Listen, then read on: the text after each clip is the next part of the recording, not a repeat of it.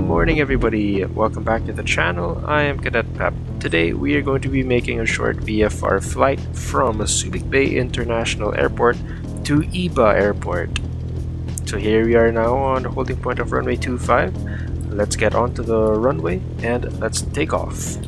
And heels on the floor, full power.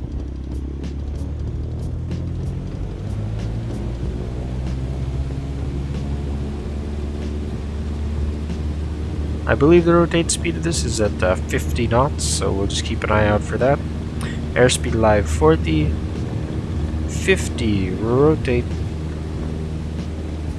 Positive rate tap brakes.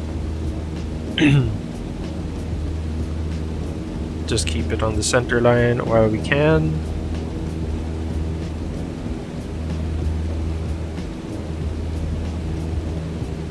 We're gonna look for Ocean Adventure, which is gonna be off to our left, and that'll be our turning point. We can actually turn as early as now though, just because, why not? So let's make our turn here. Let's make a right crosswind departure. Now what I'm gonna do here, okay, we're gonna leave the pattern now. I'm going to stay to the right of the bay,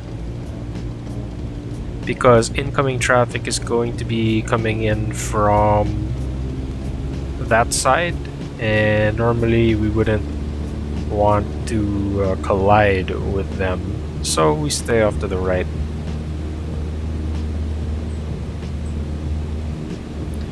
So normally there's an island in the middle over here. It's not as small as this. It's called the Snake Island. That's normally where we report to the tower that we are about 5 miles out, and that's when they give us permission to switch over to traffic advisory.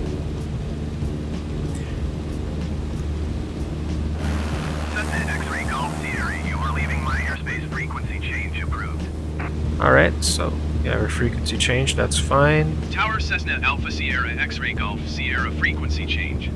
Alright, thank you for that. So now that we've done that, we won't really be using the ATC here anymore. We'll just go to 1219. As we start tracking over land, you want to make sure that you are clear of this hill directly below us. You can expect a bit of turbulence coming off of it, especially due to the transition from water to land. So the first waypoint that we're going to be coming up on is Castillejos, which is over here. This is going to be where, if you were inbound, you would be to the west, which is over here. That's where you'd make your first report to Subic Tower. Fun fact about Castillejos though, there is an unused airstrip somewhere down here, which you can establish for yourself as a best landing spot if you ever needed one, because it is infinitely better to have a prepared strip than any random field for an emergency landing. Let's see if I can spot that field while we're on our way to the next waypoint.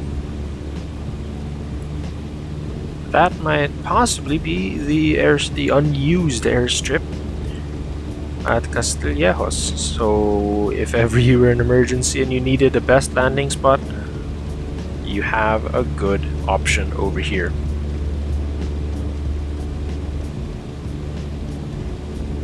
At this point, it's also good to note that incoming traffic to Subic will be flying around this area here, going in the opposite direction. So you can say that we would normally stay to the right or to the east of waypoints if we were going north, and west of the waypoint if you are traveling south. The next waypoint now is San Marcellino, which is this town over here, rather close to the Lahar flow, which is unfortunately interpreted as a river in Microsoft Flight Simulator.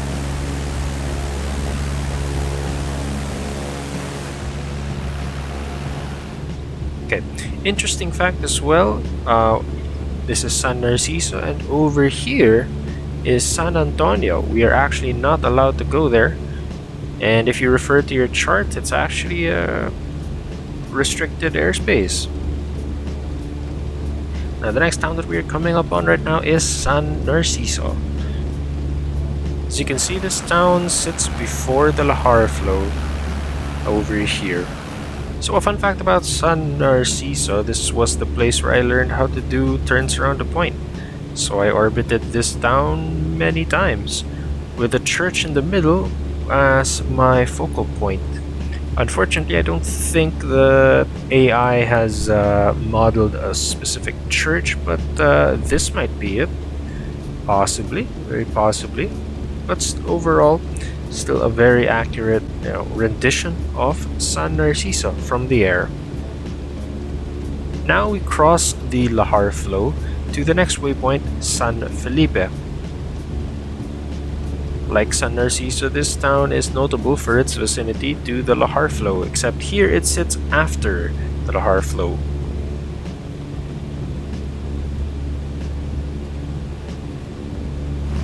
Now the next waypoint is Maloma. Over here we can see there is a river which leads out to sea. Not this one, mind you, it may be a bit confusing. It is this one. As you can see, there is a town over here next to this river.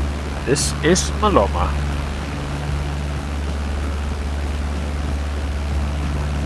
Around this area here, this is called Cabangan.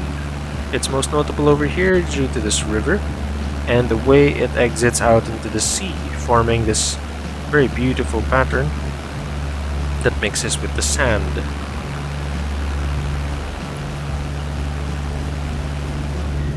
Now the name Cabangan should not be confused with Cabanatuan. That is to the east of Tarlac and is unrelated to this waypoint here. But Cabanatuan may be familiar for people who fly around the Clark area. The similarity in these names have made it a bit challenging for me to say Cabangan straight.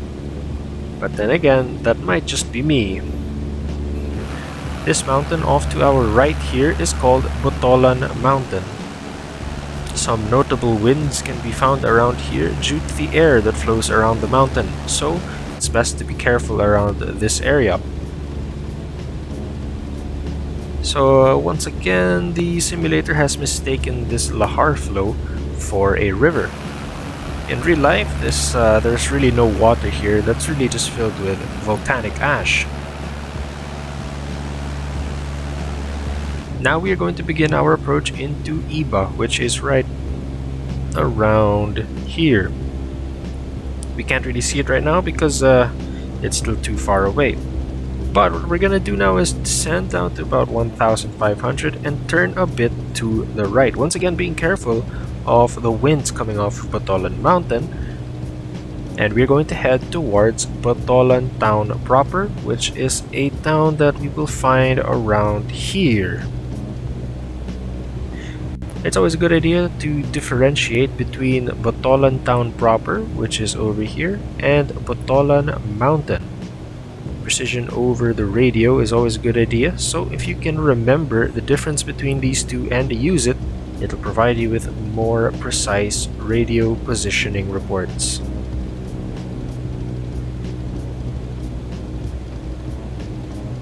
And so here, off to our left, this is Botolan Town proper.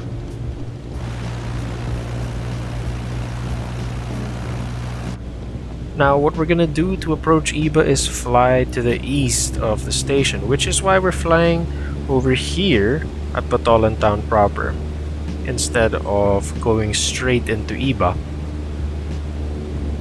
At this time, Iba is around here. If we can just move this camera, it is around here. So as you can see, we're offset to the right to fly east of the station. Now, if you find yourself in a situation like this where the traffic pattern is clear, then you're free to join whichever way you like, whether it's a downwind join or an overhead join. But for this flight, we're gonna do an overhead join so that we can evaluate the wind cone to see which runway is the most suitable for landing. So first here, we're just gonna maintain 1,500 as we fly east of the station. You don't need to fly too far away from the station, just enough to give yourself some distance from any potential traffic that may be circling or in the traffic pattern. The traffic pattern of Iba mostly goes over land, not water, so that's something to keep in mind in terms of distance. So, there's Iba off to our left, and now we're going to turn in.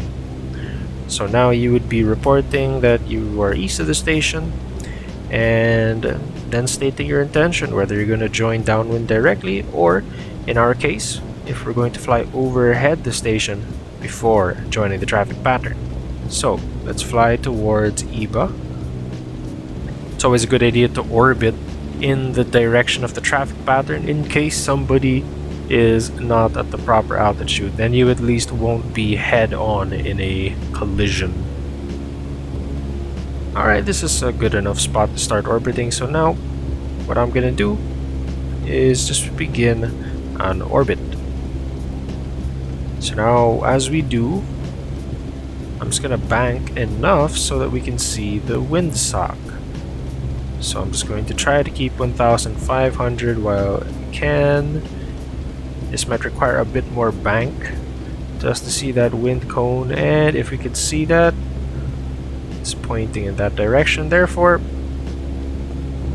what's that? Runway 14 is going to be the optimal choice for us. So once we finish the orbit, I am going to cut the power down and I'm going to begin descending to 700 feet to join the traffic pattern. Normally there's some power lines directly ahead of us which can tell us where the traffic pattern should stay within, but sadly we don't really have that in the flight simulator right now. It's also a good time to deploy flaps 1. There we go. And I'm just going to turn off now to the left, join a downwind leg. My turn might have been a little bit early, but oh well, as long as we get down safely. Here we are at 700 now, speed check, flaps 2. Keep making sure that the runway's over there, that's good.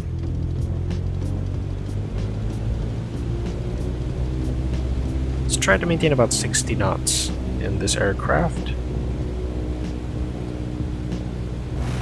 Normally around this area there's a green roof, a long green roof, which is around over here, but in this sim it's a red roof, but we'll use that as our marker to begin the turn onto our base leg.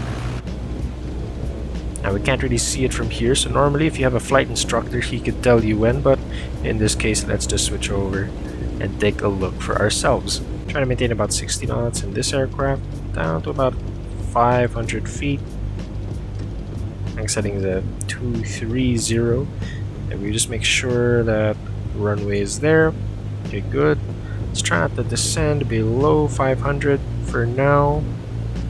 And then once the airport is at about our 45 degree to the left, we're going to turn. So now let's just start turning. You don't need to descend too fast. Let's just keep it as it is for now. Alright, there's the runway. We turned in a bit early there, so we're off to the left. So we're just gonna keep it steady as we approach. Over the coast you want to be at about 200 or so feet, just so that you are on glide.